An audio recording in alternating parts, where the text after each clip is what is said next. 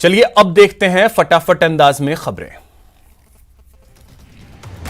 CM Ashok Gehlot ने केंद्र सरकार को चिट्ठी लिखकर कोरोना वैक्सीन की मांग की है, जिसमें उन्होंने 30 लाख कोरोना वैक्सीन डोज की मांग की है, क्योंकि 2 दिन में वैक्सीन खत्म हो जाएगी। 51वें स्थापना दिवस के मौके पर एनएसयूआई कार्यालय में कार्यक्रम का आयोजन किया गया। वीसी के जरिए मुख्यमंत्री अशोक गहलोत ने छात्रों से संवाद किया। सीएम गहलोत ने कहा कि एनएसयूआई मेरे दिल के बहुत करीब है, छात्र शक्ति को राष्ट्र निर्माण से जोड़ा जाए। सीएम बोले कि एनएसयूआई से निकलकर मैं पहला कांग्रेस सांसद बना था, केंद्र में उप मंत्री बना और कांग्रेस प्रदेश अध्यक्ष भी बना। एनएसयूआई के स्थापना दिवस के मौके पर गहलोत ने इंदिरा गांधी के कामों को याद किया। उन्होंने बताया कि इंदिरा गांधी ने अलग खालिस्तान बनने नहीं दिया। एक बार फिर राफेल विवाद का जिन्न बाहर निकल आया है। कांग्रेस ने इस खुलासे पर मोदी सरकार पर एक बार फिर हमला बोला है। कांग्रेस प्रवक्ता रणदीप सुरजेवाला ने कहा कि इस सौदे की सच्चाई सामने आ गई। जयपुर में फिर बाड़ेबंदी हो रही है। असम के विधायक प्रत्याशी जयपुर पहुंचे हैं। अभी करीब 18 लोगों के जयपुर पहुंचने की खबर है, जिनको होटल फेयरमाउंट के लिए रवाना किया गया। पश्चिम बंगाल में चौथे चरण के मतदान से पहले केंद्रीय गृह मंत्री अमित शाह ने दावा किया है कि 3 चरणों में बीजेपी लीड कर रही है और पार्टी को 63 से 68 सीटें मिलना तय है। कोलकाता में केंद्रीय गृह मंत्री अमित शाह ने टीएमसी और ममता बनर्जी पर निशाना साधा। शाह ने कहा कि तृणमूल कांग्रेस हिंसा को बढ़ावा दे रही है। पिछले 2-3 दिनों में जो हमले हुए उसमें टीएमसी के एक भी नेता की टिप्पणी नहीं आई। उन्होंने ममता से सवाल भी पूछा कि वो किस आधार पर वोट मांगना चाहती हैं। बंगाल में बेरोजगारी चरम पर है, महिला सुरक्षा का हाल भी बुरा है। पश्चिम बंगाल की मुख्यमंत्री ममता बनर्जी को चुनाव आयोग ने दूसरी बार नोटिस भेजा है। ममता पर केंद्रीय सुरक्षा बलों पर गलत आरोप लगाने के मामले में चुनाव आयोग ने यह नोटिस भेजा है। ममता को कल यानी 10 अप्रैल तक जवाब देना है। खान मंत्री प्रमोद जैन भाया अजय माकन के साथ राजसमंद में रहे। यहां अजय माकन ने गायत्री माता के दर्शन किए और ब्राह्मण समाज के वरिष्ठ जनों से मुलाकात की। सुजानगढ़ के उपचुनाव में कांग्रेस सरकार के मंत्रियों ने पूरी ताकत झोंक दी है, जिसके तहत शिक्षा मंत्री गोविंद सिंह डोटासरा, मंत्री भजनलाल जाटव, मंत्री टीकाराम जूली ने हजारों लोगों के साथ इंद्रगिरी आश्रम के पास चुनावी सभा की। राजसमंद में बीजेपी प्रत्याशी के पक्ष में सतीश पूनिया लगातार प्रचार कर रहे हैं। उनके साथ दीप्ति माहेश्वरी भी जनसंपर्क में साथ है। राजसमंद विधानसभा उपचुनाव के रण में एक बार फिर बीजेपी प्रदेश अध्यक्ष सतीश पूनिया ने हुंकार भरी। मीडिया से मुखातिब होते हुए पूनिया ने सरकार पर तीखा हमला बोला। जयपुर सिविल लाइंस फाटक पर पुजारी के शव को रखकर धरना दिया जा रहा है, जहां जमकर बवाल भी हुआ। ब्राह्मण संगठनों के 2 नेता आपस में ही उलझ गए। दौसा में पुजारी की मौत के मामले को लेकर राज्य मानवाधिकार आयोग ने संज्ञान लिया है। आयोग ने मामले में तथ्यात्मक रिपोर्ट मांगी है। 12 अप्रैल को वरिष्ठ पुलिस अधिकारी के साथ रिपोर्ट भिजवानी होगी।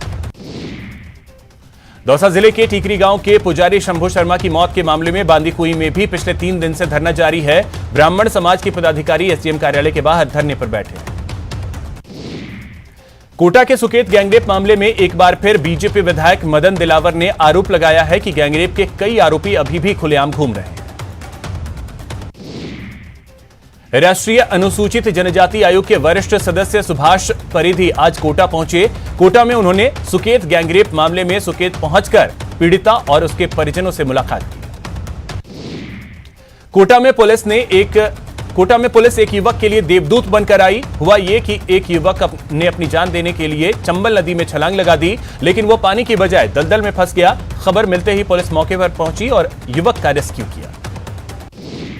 8 दिन पहले महुआ में पुजारी की मौत के बाद आज भी उसका शव अंतिम संस्कार की बाट जोह रहा है। परिजन रात भर शव को लेकर सिविल लाइंस फाटक पर बैठे रहे। चूरू के सादुलपुर में फर्जी वाणिज्य कर अधिकारी बनकर ठगी करने पहुंचे 3 ठगों को ग्रामीणों ने दबोच लिया और फिर तीनों को रस्सियों से बांधकर धुनाई कर दी। मुख्तार अंसारी को मऊ के फर्जी लाइसेंस मामले में सेशन कोर्ट ने जमानत दे दी है। जम्मू कश्मीर के शोपियां में सुरक्षा बलों ने एनकाउंटर कर 3 आतंकियों को ढेर कर दिया। 2 के मस्जिद में छिपे होने की खबर है, जिसके बाद अभी भी सर्च ऑपरेशन चलाया जा रहा है। कोटा में ड्यूटी के दौरान जान पर खेलकर लोगों की जान बचाने वाले वर्दी वाले देवदूतों का सम्मान किया गया। कोटा के मधु स्मृति संस्थान बालगृह के सहयोग से 17 साल के लोकेश को नया जीवनदान मिला है। Cardio surgeon doctor Saurabh Sharma ने ऑपरेशन कर लोकेश को नई जिंदगी दी। आईपीएल का आगाज आज से हो रहा है। पहला मैच चेन्नई में मुंबई इंडियंस और रॉयल चैलेंजर्स बेंगलुरु के बीच खेला जाएगा। अतिरिक्त मुख्य सचिव माइंस एवं पेट्रोलियम डॉक्टर सुबोध अग्रवाल ने आज खान विभाग की फिर से जिम्मेदारी संभालने के एक दिन पहले उच्च स्तरीय अधिकारियों की बैठक ली।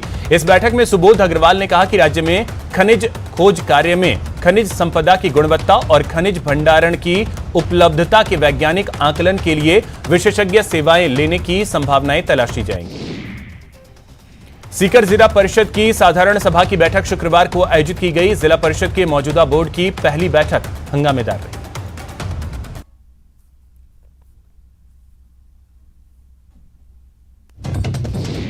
शिक्षा मंत्री गोविंद सिंह डोटासरा ने आज स्कूल समय में ज्ञापन देने आए शिक्षकों को जमकर फटकार लगाई।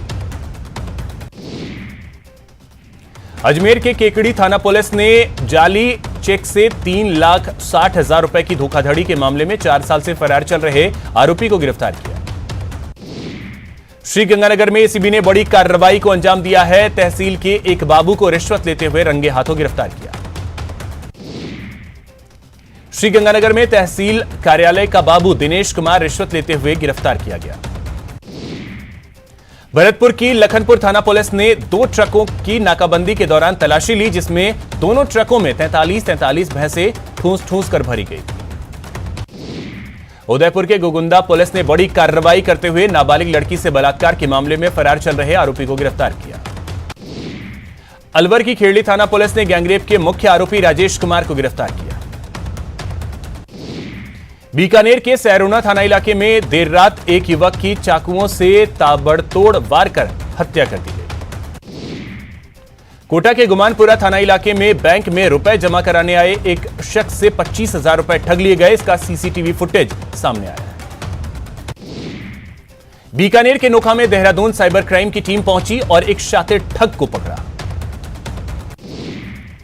ठग का एक साथी भी गिरफ्तार किया गया है, जिसे ठग ने 1,40,000 का एप्पल फोन 70,000 रुपए में बेचा था।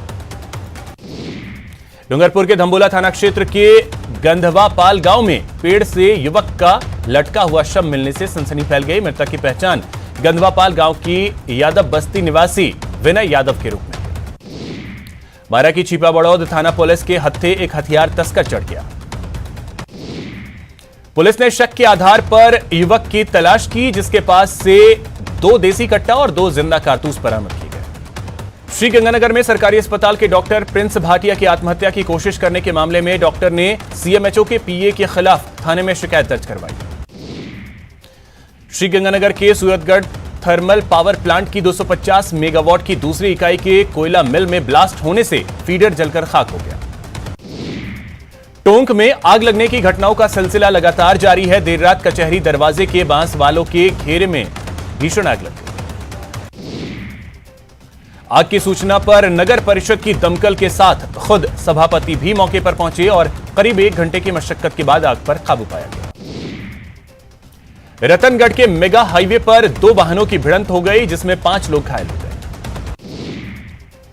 बाड़मेर के सिणधरी में एक सड़क हादसे में ट्रक चालक बाल बच गया।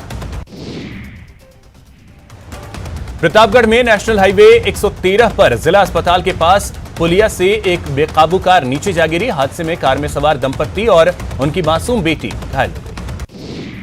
अलवर के राजगढ़ में एक महिला ने जहरीला पदार्थ खा लिया, जिससे राजीव गांधी सामान्य अस्पताल में भर्ती करवाया गया, जहां उसकी इलाज के दौरान मौत हो गई।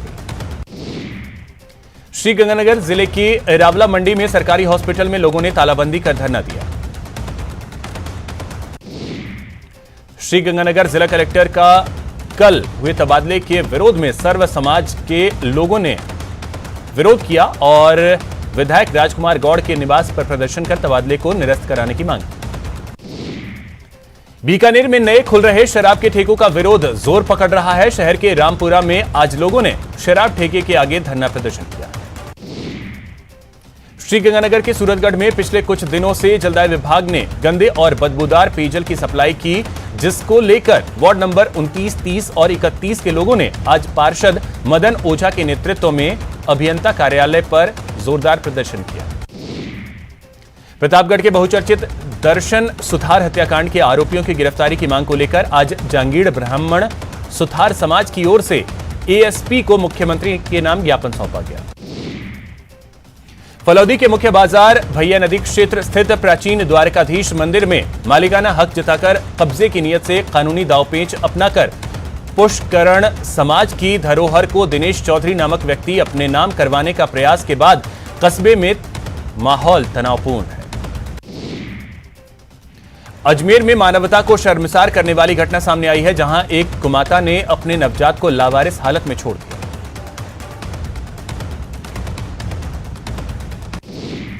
प्रदेश में पेट्रोल और डीजल पर सबसे ज्यादा वैट लगाने के विरोध में पेट्रोलियम डीलर्स एसोसिएशन राजस्थान के आह्वान पर भीलवाड़ा में भी 10 अप्रैल को सभी पेट्रोल पंप सांकेतिक बंद रहेंगे। यहां रुकेंगे एक छोटे से ब्रेक के लिए। ब्रेक के बाद आपका स्वागत है। चलिए रुख करते हैं खबरों की ओर। प्रदेश में पेट्रोल डीजल पर वैट में बढ़ोतरी के विरोध में राजस्थान पेट्रोलियम डीलर्स एसोसिएशन ने टोंक जिले में सभी पेट्रोल पंप पर 10 अप्रैल को सांकेतिक हड़ताल का आह्वान किया है। राजस्थान सरकार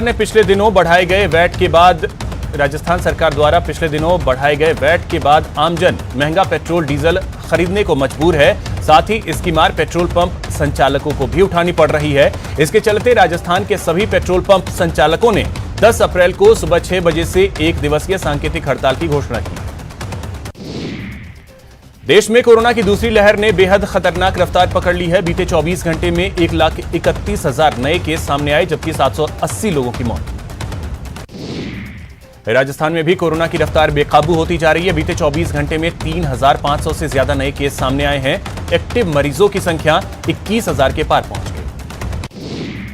कोरोना के बढ़ते प्रकोप के बीच आज से देश के कई शहरों में वीकेंड लॉकडाउन की शुरुआत हो रही है।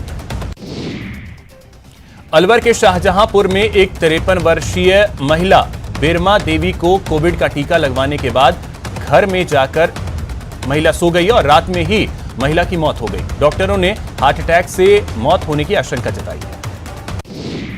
कोटा में एक बार फिर कोरोना विस्फोट हुआ है। गुरुवार देर शाम आई रिपोर्ट में 310 मरीज कोरोना पॉजिटिव पाए गए, 2 लोगों की मौत हुई। अलवर जिले के रामगढ़ कस्बे में कर्फ्यू के बाद दुकानें खोलने पर 4 दुकानों को 72 घंटे के लिए सीज किया गया। कोटा में कोरोना पॉजिटिव मरीजों के आंकड़ों में बढ़ोतरी के साथ साथ मौत का आंकड़ा भी बढ़ता जा रहा है। कोटा में 2 और मरीजों की मौत हुई।